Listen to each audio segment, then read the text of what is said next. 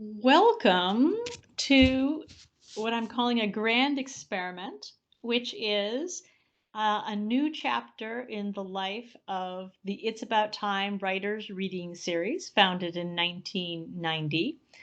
I see more people are appearing. This is absolutely wonderful. I am delighted to say that we have the partnership of the Seattle Public Library now, and the intrepid Mona Lowe and Sherry Davenport have been guiding us through and guiding me through this WebEx experience, along with Karen Anderson, one of our featured readers tonight. For those of you who are new, which I don't see anybody new to yet, to It's About Time, it was founded by Esther Utchel Helfgott and dedicated to the memory of Anna Helfgott, 1899 through 1996, who began writing at the age of 70. It's also dedicated to the memory of Nelson Bentley, the quintessential teacher who gave Anna and scores of other help and hope. Since its very inception in January 1990, 366 readings ago, it has been dedicated to an end of racism, homophobia, anti-Semitism, homelessness, and war. I wish that any of those had been eradicated within the last 30 years, but it is not the case. Now would like to take this opportunity, which I think I'll be able to do with the help of unmuting Sandra Yannone, to give a shout out to a series that she started when we were put into our homes during the pandemic. So do we have the ability to unmute Sandra? Do I? I think I've unmuted myself. Yay! Absolutely. Absolutely. Video of myself, but I don't know if that's working, and no worries. Well, Peggy, it's so great to see you. And thank you to everybody working on the tech. I have so much appreciation, given that since late March, my sister and I, as Peggy mentioned, we started a live open mic on Facebook. It's called Cultivating Voices Live Poetry Open Mic. It's every Sunday. We have varying time frames for it because of our national, we alternate weeks when the time starts. We have featured 12 slots, 15 minutes apiece, so you really get to be showcased very well. And if you're a person who happens to have a chapbook or a book, people have been buying books off of the site. We have as I said, an international membership, and dare I say, it's also quite intersectional. I will mention that we have 1,400 members worldwide, 35 plus countries represented. The two dominant countries in the group, not surprisingly, because my sister and I are from the U.S., is from the U.S., but also next is Ireland, because that's where my book is published, and I have a lot of contacts.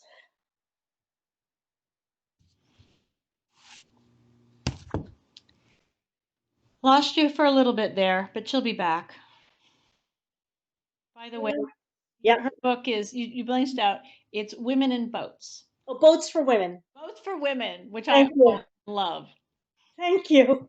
Yeah, so we've had the countries: Scotland, Nigeria, Nepal, Ireland, Australia, New Zealand, Scotland, Canada, different provinces of Canada, and the UK.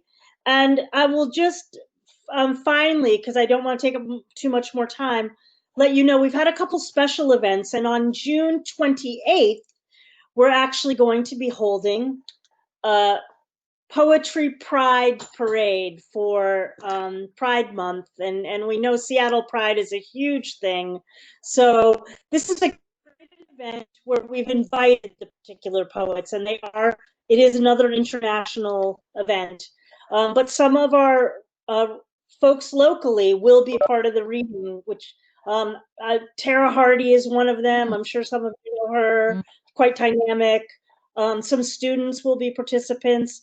So anyway, we have signups every Thursday, and the readings are on Sundays. So I welcome you all. It's a public group. All are welcome. And you can either PM me personally at Sandy Yannone on Facebook or join the group. And we're really happy to help get you on to our stage. And thank you, Peggy, for allowing me the moment to give a little shout out for the group. Oh, I'm delighted. The other night I just happened on, like, after I finished yoga on Facebook Live, there was what's her name? Faithful Joseph. Yeah, Faithfulness Joseph. Yeah. Faithfulness Joseph in Nigeria. And I mean, I will never forget almost that experience of being in the Nigerian night with her. Was Yeah. it This Is Not the Poem?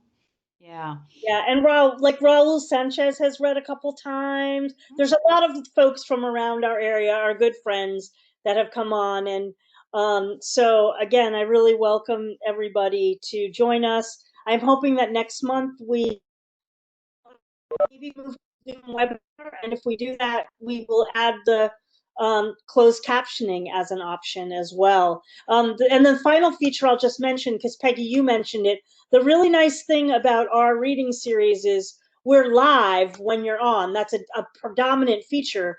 But the beauty of it is then it transfers to video. So a lot of people go back and watch the videos of our poets all during the week and send them messages. There's been a lot of beautiful friendships and connections made.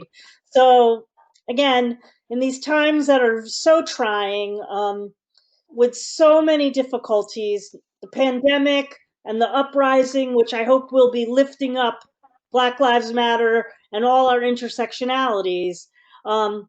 This is something that it has been the positive force for myself.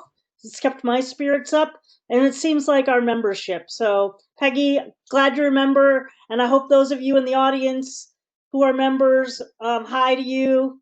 Thanks for being with us, and I hope we'll have some new members as of tonight. Well, it makes a perfect introduction. I'm so glad that in the midst of grading that Sandra was able to join us, because not only was she now has the footnote in history as being the last writer's craft presenter to apply, to present in person, but she had been curated by me for that presentation to talk about going through old journals and doing amazing things with them, inspiring things. And my work the last 12 weeks has not been written work. It has been culling in the basement and facing those 50 plus years of writing. And so whenever I get discouraged, I pull out the notes from Sandy's presentation that night and say, go back down, Peggy, go back down.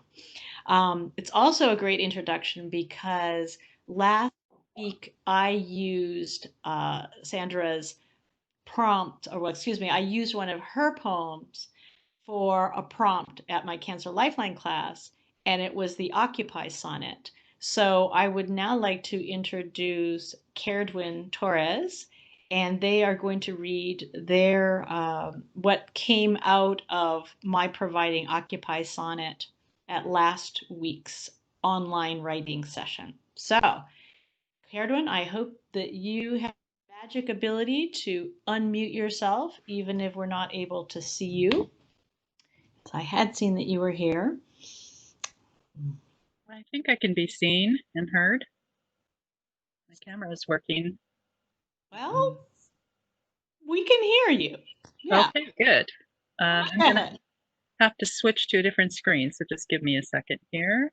And I will take the opportunity to say happy birthday again, Caerdwyn. Thank you. Caerdwyn, I didn't realize till after I said yes and I was signing up. That's actually on my birthday. Okay. Caerdwyn is someone, if I might interrupt momentarily to say that she is someone, or excuse me, they are someone who has been able to rejoin the Cancer Lifeline writing group since we moved to Zoom 12 weeks ago. I'm familiar with their writing over the course of many years, and in recent years, health challenges presented him or they from being with the group. And so it has been a delight to welcome them back. So, Caerdwyn. Thank you so much, Peggy. And that's a really good thing because I would place myself before I read my piece, which is that I identify as a mixed race person of color. My dad came here from China um, and in 1949, and so I'm a first generation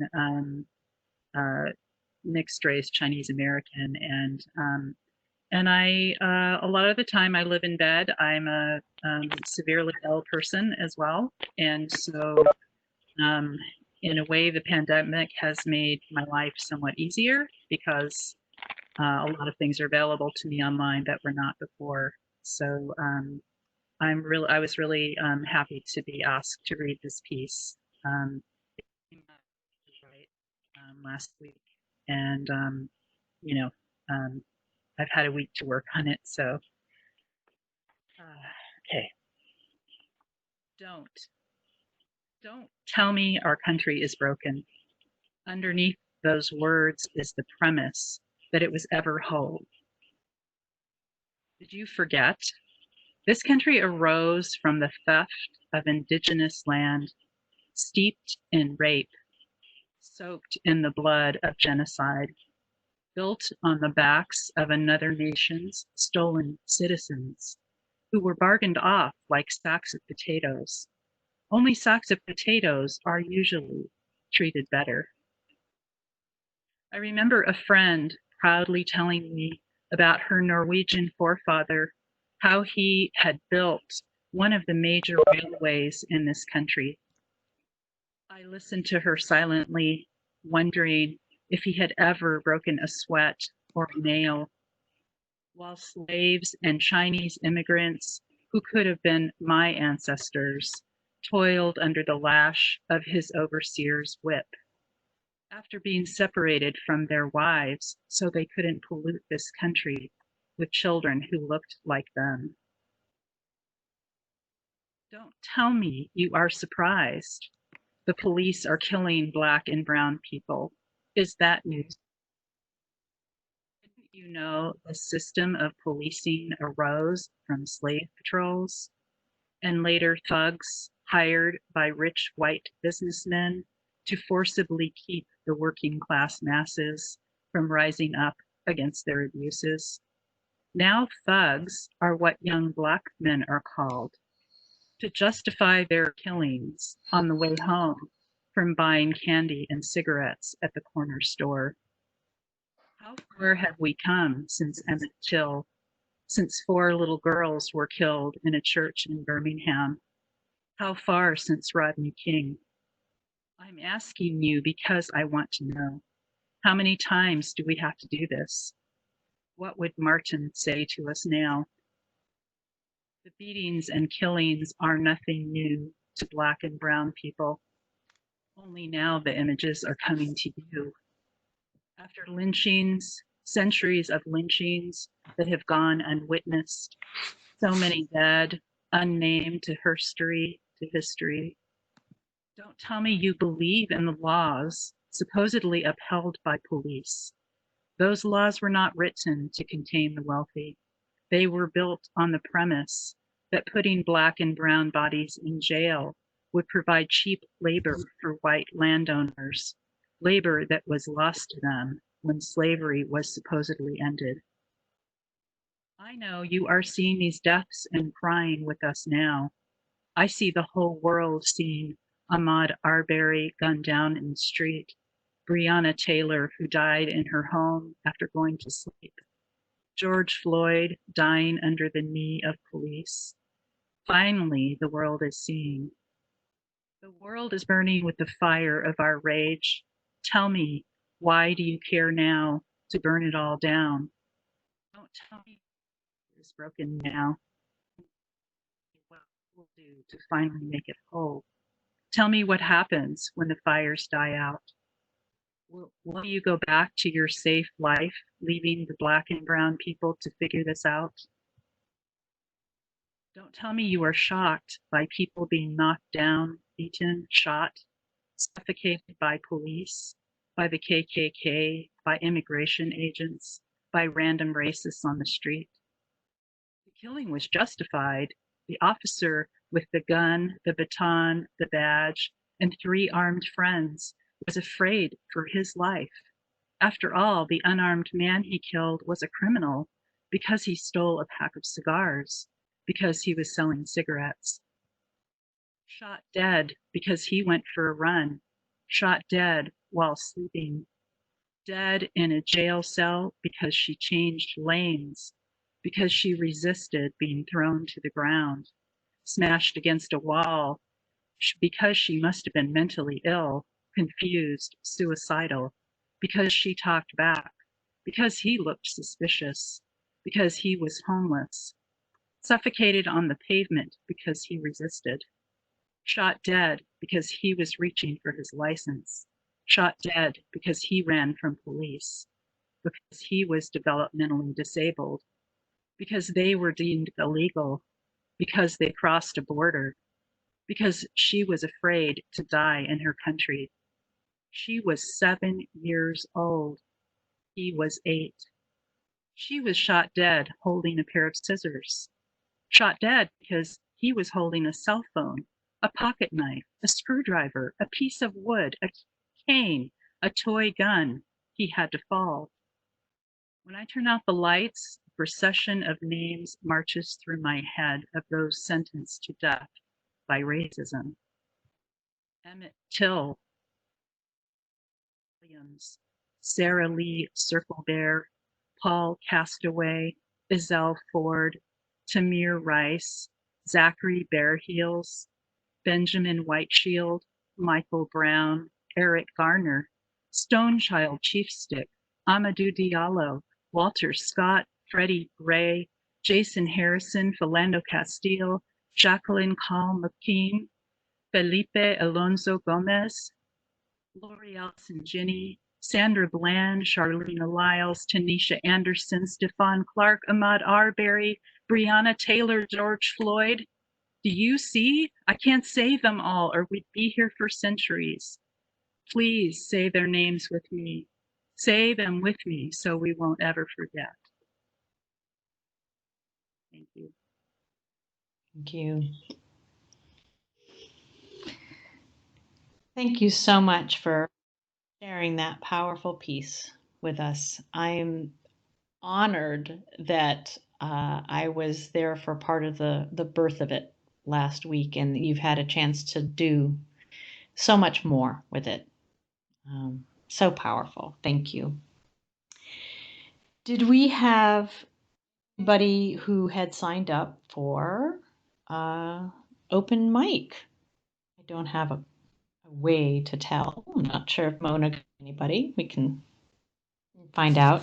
I think that the way the evening now is going to work is that Carol Holding had planned to read, but it just turned out not. She's present and part of our audience tonight, but it just wasn't good timing for her, and I really appreciate, and we'll hear from her another time.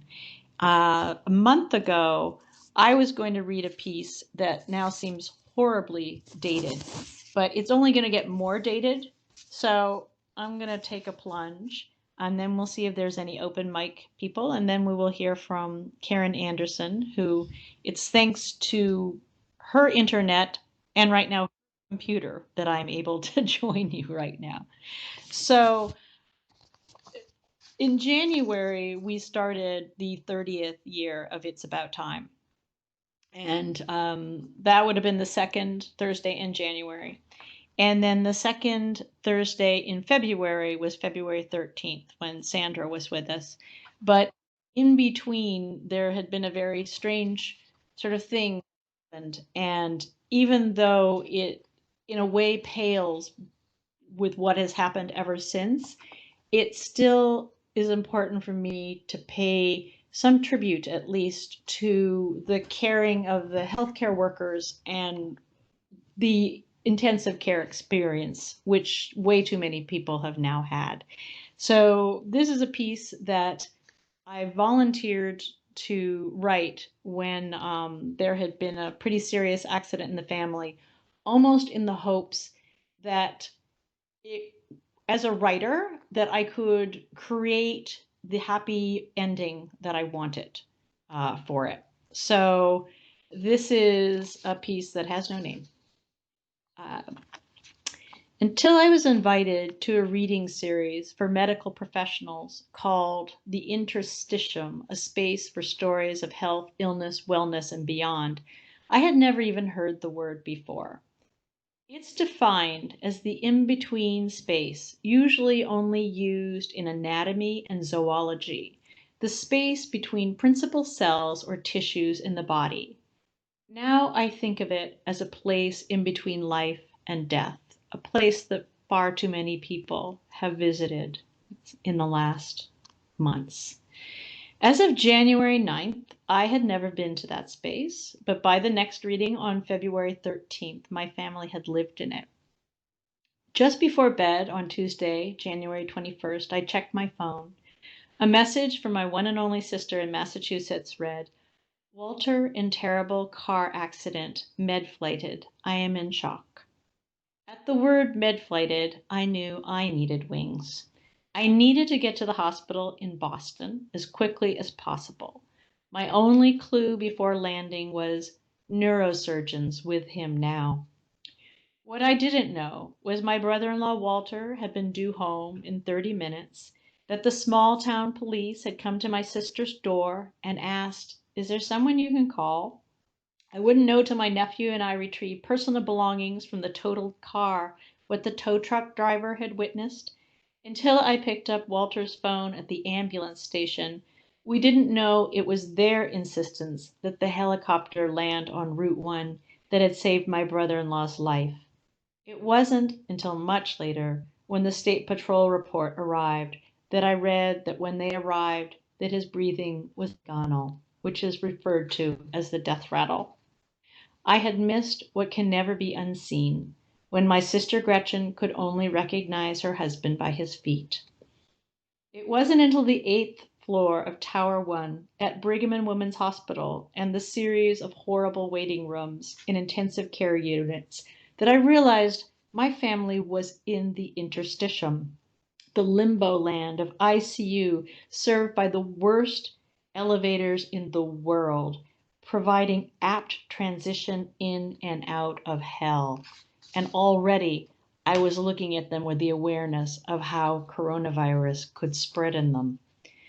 My brother-in-law Walter was suspended on an island hospital bed.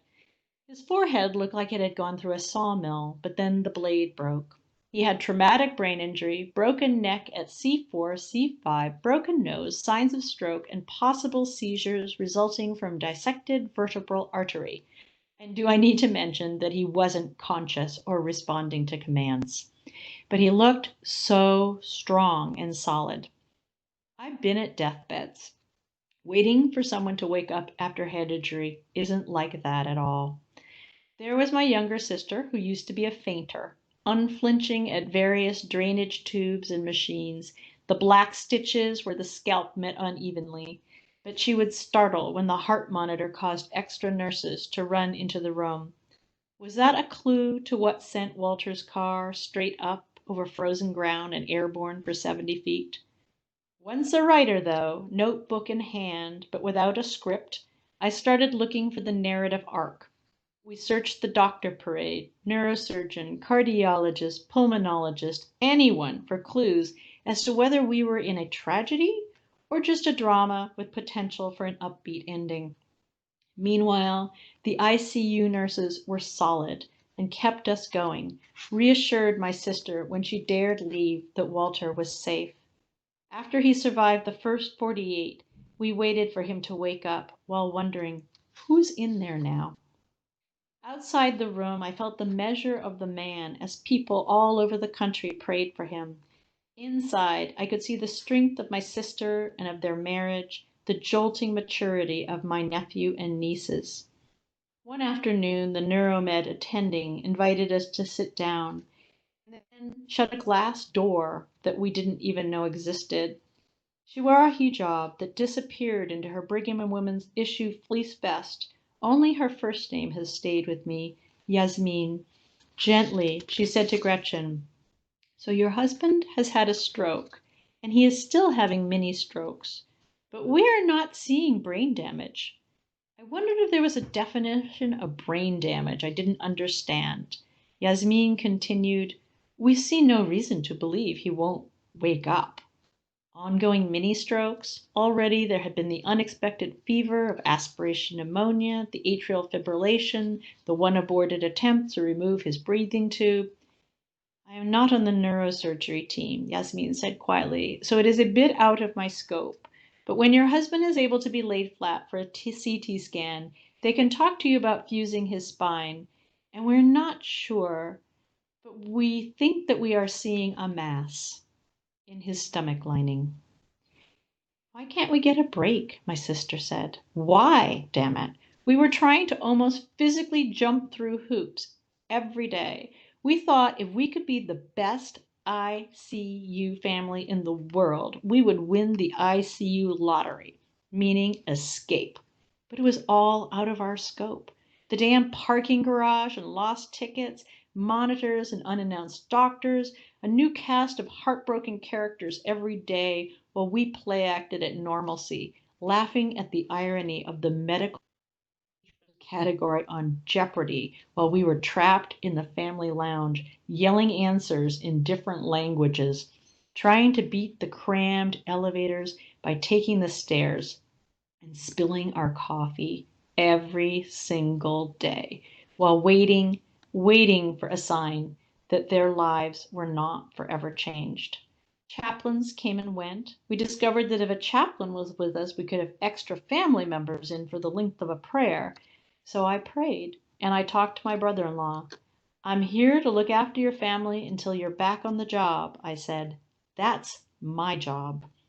Even as we waited, I signed up to write a new piece for the next Interstitium reading on the theme out of my scope, as though I could really write our way off of the then 9th floor. Then day 6.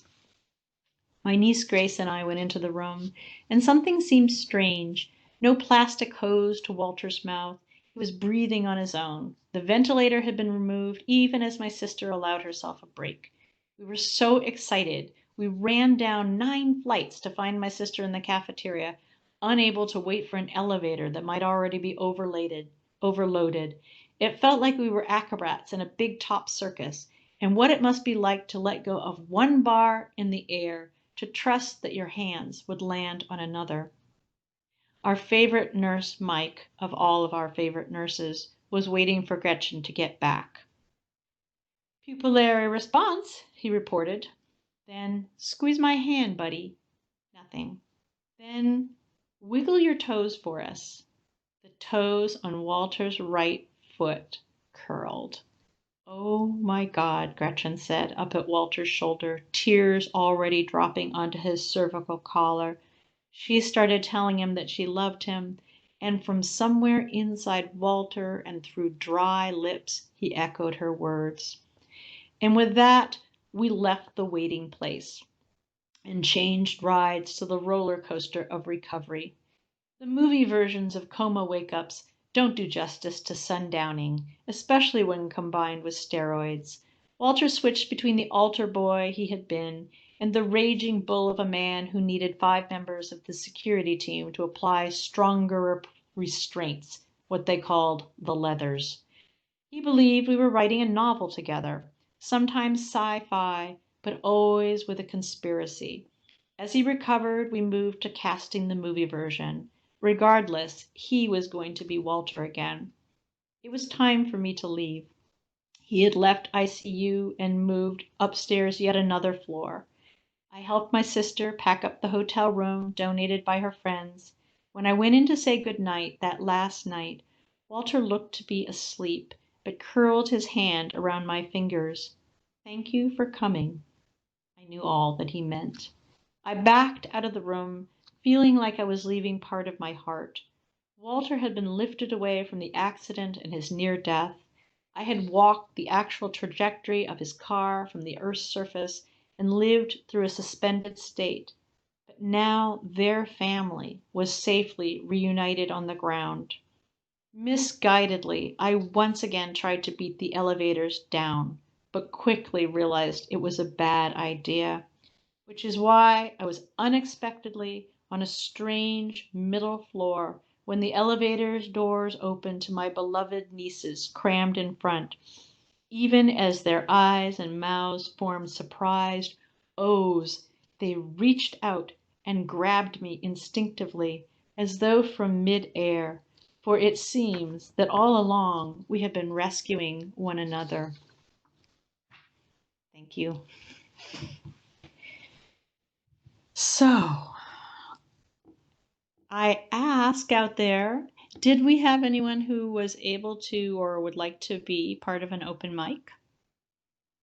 Kevin, you're always up for it. Okay, great. Let's see. Am I visible?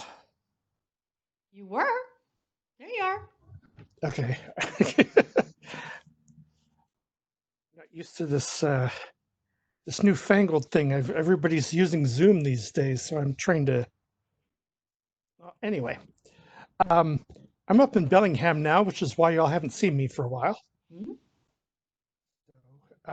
Usual 3 minutes. Yeah. Okay. This one, the title comes from an article in the Washington Post. April was death, April was hope, April was cruel. Mm. April was an ocean on fire, the flames spreading across surface and tide on a renegade slick of invisible substance.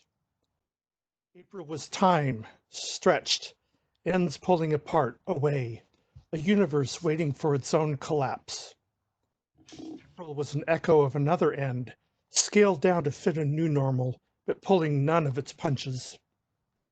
April was a master of irony and bad timing, an underachiever proud of its progress, speeding backwards, shifting into fifth. April was duct tape placed over the rearview mirror. Now we don't know where we're going, and we can't see where we've been. April is gone now, but she'll be back. Let's see. This one's called The Swamp. Helpless animals held aloft, unable to swim, unable to sink. Air thick with tears, helpless animals held aloft. Nighttime, voices raised, breaths held, air thick with tears. Eyes dart back and forth. Nighttime, voices raised, breaths held. The stink, the sting, eyes dart back and forth. The cloud envelops and rises. The stink, the sting. Helpless animals held aloft, unable to swim, unable to sink. It was supposed to be empty by now. And a really short one to conclude, something inoffensive. Puppies and cornflakes. Nothing like living the raspberry dream. Everyone's your huckleberry and the sun never sets. Thank you. Thank you so much. Sandra offered to read. Okay, I think I'm back on screen. Thanks again. Caerdwyn, thank you so much for your poem, and Peggy, just lifting everyone that all of you have lifted into the room so far. I want to bring a really specific person in. I have a dear friend, Cabby Mitchell III, who passed away in 2017. And maybe some of you know him. He was the first African American primary ballet dancer in the Pacific Northwest Ballet. And so this poem I wrote actually on the day that it's about the day that he died. So it's called The Brotherhood of Sleeping Car Porters, or Cabby Mitchell III, 1956 to 2017. And just for one more bit of context, he was a colleague of mine at the Evergreen State College, where I direct the Writing Center. So we'd known each other for many years. The Brotherhood of Sleeping Car Porters. The Quality Inn off Aurora and John, I greet an elder brother with a particular train cap on his head, a Pullman porter who stepped out of time while we wait to ride the elevator with my grief and gratitude and whatever else he has brought from his travels. I can see how he punches tickets, memorizes routes and timetables in the way he cares for me in this moment. I tell him about you. The elevator opens, we step in, we rise up the spine of the hotel. And even though it's just the Quality Inn, nothing ornate or special or fancy, I think about how this unadorned Seattle box might transform into Charlie's great glass elevator and take me to the highest floor of the sky just to be with you a bit longer, knowing I would need to return and not entirely sure why the divine time appointed hour on this day, nestled inside this week, tucked inside this year, in this crazed century. Cabby at the Primo Grill 2 weeks ago on my last night before leaving for Limerick. We flirted at the bar with disaster. You reluctantly when I suggested that I might not see you again if fate would choose to take me away. You, wide eyed, incredulous, almost scolding me for even suggesting such a possibility. So I returned, and now you are gone. Strange. It will take the rest of my strange life to get used to this strangeness. Like meeting a train porter in front of a modest Quality Inn elevator who steps off on my floor and leads me down the hall to his hotel room door, stands there with me for half an hour reciting from John 1, imploring me to consider how I am here and that you are now everywhere as you always have been, with your moonlight eyes and incandescent smile. He stands there, no stranger to me than a stranger I feel ready to know, like the first time I met you, 2 days before 9/11, while 2 days after 9/11, while we ate a chicken lunch from the Southern kitchen. Your hospitality that day never lost to me after all these years. He stands there in front of that Quality Inn door, room 223, never inviting me in.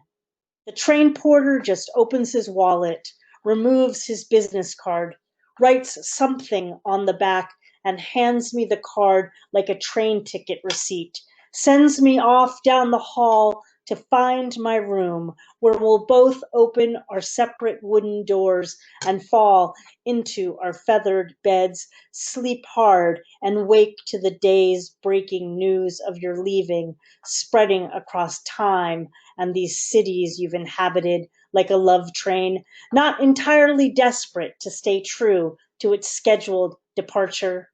Later, back on campus in Olympia, my students and I marvel at the unannounced thunder for a full 2 hours. There is nothing else we can do. After the emergency alert system promises hail, we wait.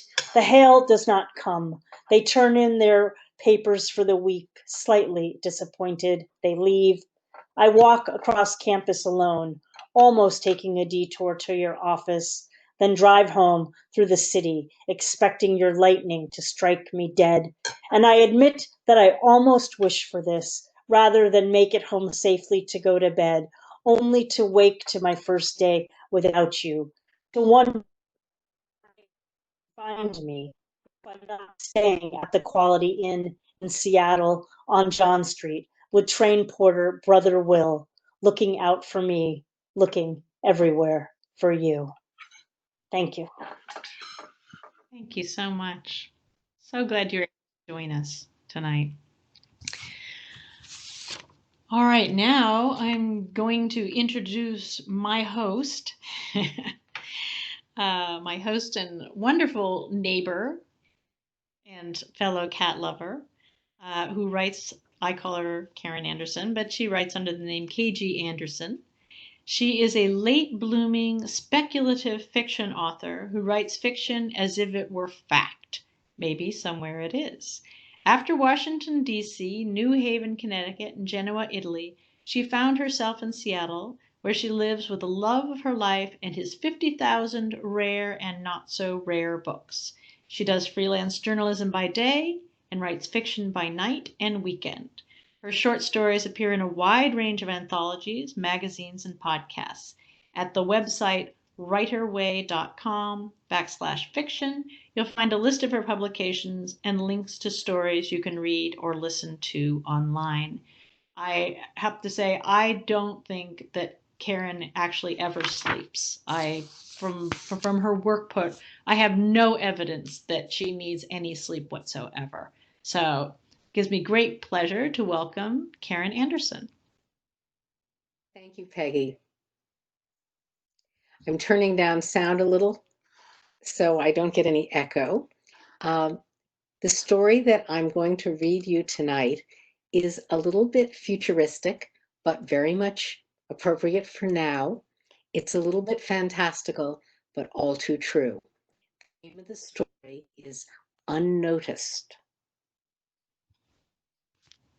Why did you guys have to make me so average? My parents exchanged glances. Mom flushed, licked her lips, looked again at my father. It wasn't that people ignored me or anything. They just didn't notice me, or when they did, they confused me with somebody else. Like when Maya Dangerfield, tall, muscular, flame-haired Maya, almost asked me to the dance. The key word here being almost. Maya had called out the invitation as we passed in the hallway between classes. Before I could answer her, traffic swept us apart. I fidgeted through math class and rushed to pick up my phone from my locker as soon as the bell rang. But when I texted Maya, "Sure, I'll go," her answer came back, "Kate? Oh, sorry. I thought you were Benny." It turned out Maya had confused me with Benitha Joy, who looked and sounded like me and was in Maya's language arts class. Burning with embarrassment over my stupid text, I ran to the Skyway and rode home. Measure from intelligence to looks to artistic and physical abilities, my parents had made me completely undistinguished. It seemed like a good idea at the time, Mom said. She looked across the dinner table at Dad for help. He was working as usual, scrolling on his tablet. "Roger?" He finally looked at me and sighed. "Your mother and I were ignorant," he said. Wow, for once, Dad was actually admitting fault. He explained that, like most prospective parents, they'd met with a counselor and had had their embryo's genetic material improved using robust DNA selected from the Savanian databanks. "We thought we were making the best choice by giving you popular, well-tested genes. We wanted you to be healthy and happy. We just wanted you to fit in." I put my elbows on the table and buried my face in my hands. "I can't stand it. You made me a nobody." "Kate, we were immigrants." My mom leaned forward, elbows on the table, pushing aside her plate. "We've been on a waiting list to get out of Mordor for years. We knew that if we were accepted for immigration to Savania, we'd get only one child license, and that meant only one child. So, of course, we wanted you to be perfect." "But not to stand out," Dad cut in. He rationalized. "We made you pretty, healthy, and smart. But not so pretty or healthy or smart that the Savanians would be envious." Mom's voice rose, trembling. "We didn't want trouble. We didn't know." Dad took Mom's hand and squeezed, probably half to comfort her and half to get her to stop babbling. "It didn't occur to us that you would want to be in some way distinctive. So I look just like 5 other kids in school. I even have the same voice as 40 of them." Mom shrugged. "Their parents chose the same genes."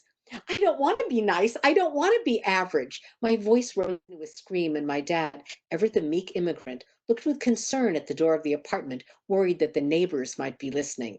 Hey, at least I wasn't speaking Mardorian. Maybe that was why they'd never taught it to me. We could buy you more interesting clothes, my mom said, her tone conciliatory. You could get more tattoos or dye your hair. Mom, everyone has tattoos. Everyone dyes their hair. I shook my head at their cluelessness, but I'd stopped shouting. Dad went back to his tablet, and Mom gave me a brave smile. Sweetheart, she said, we love you. We love you just the way you are. Yeah, and they liked it that no one else even noticed me. We ate dessert, a Savanian peccatorte, because sense forbid we should eat Mardorian food, in silence. I cleared the table, and Dad did the dishes. I want cosmetic surgery, I told them a few days later, on my way to the curtained hallway nook that served as my bedroom. I looked straight at Dad, keeping my voice modulated and my tone reasonable. You owe it to me. I'm Mardorian. I want a Mardorian nose. And someday I'll get contacts so I can have green eyes, and a treatment so I can have curly hair. But honey, your hair is so nice, Mom began, starting as usual with the most trivial issue. Lily, Dad cautioned her. He and Mom gave each other the look parents exchange when their child brings up a topic on which they have long held in differing opinions. She furrowed her eyebrows. He arched his. She pursed her lips. He tilted his head inquisitively. Mom raised her eyebrows. He furrowed his. Then they both shook their heads and Dad sighed. Kate, he said, we need to explain. Yeah, you did that already. No, Mom shouted, tugging Dad's arm. Kate's not ready. Dad stepped away from her and crossed his arms over his chest. I think Kate is. I think we all are. Wait a minute. This was supposed to be about me, about my miserable average life in school, but suddenly, in a moment, it changed. I'd never seen my father so serious. We didn't want you to look like us, to look like Mardurians, he said. When we came to Savania, countries were closing their ports to Mardurian refugees, inventing accusations of war crimes. We had to bribe them to get on the resettlement list for Savania. It was the right decision, Mom said. Your father and I suffered terrible discrimination, even here in Savania, even after our changing our names to Savanian names. You changed our name? They nodded. For some reason, that was the detail that made me believe this was serious. What are your real names? Miss Mom began, but Dad cut her off. There's still political unrest, even though you might not hear much about it. He dropped his voice to a whisper. Friends in school? Sure, I started. It was Dem Baxter, but wait, they were adopted by a Savanian party, and there was Marion Thompson, but her dad was Savanian. I tried to think there was a guy in my special cases, all of them, Dad said, even though I hadn't answered his question. Most Mardurian families have been settled in rural areas, and now access to those areas has been restricted. Your mother and I have friends we haven't been able to contact for several months. Dad's face was twisted in a weak smile. For the time being, we're safe, and what's most important to us is that you're safe, always. After second period class, I heard the rumors.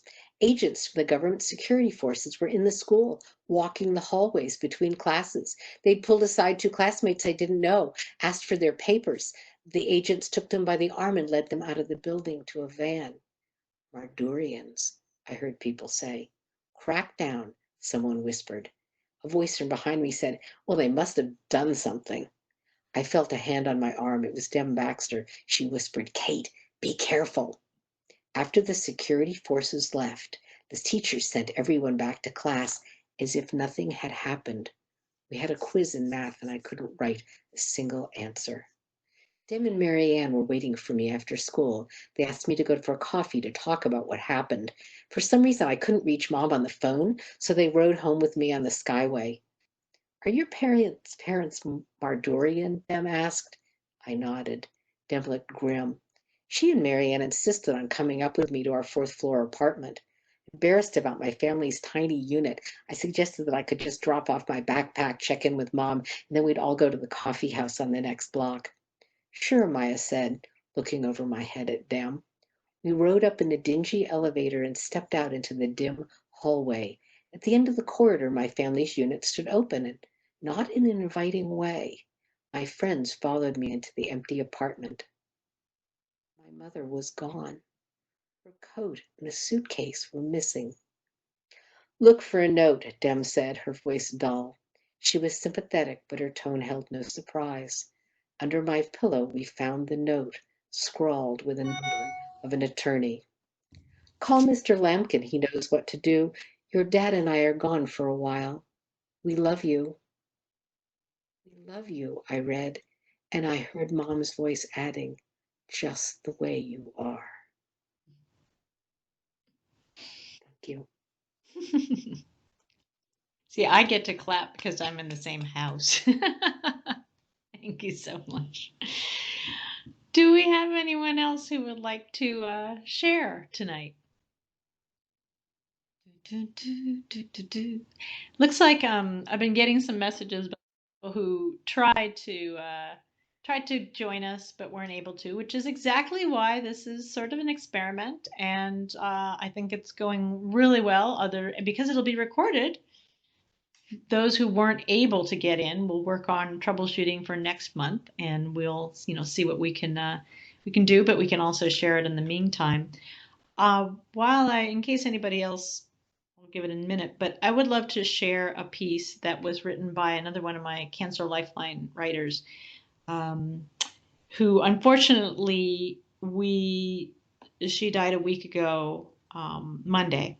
But in the interim, even while she was extremely, extremely ill, it turns out that she had been working with others of my writing students to create the most amazing, beautiful quilt, with each of them contributing ideas to each square. And I missed seeing her last time, in person. But I'm certainly, particularly now, have no regrets about organizing the art car caravan to try and blast her neighborhood in Magnolia back on her 51st birthday.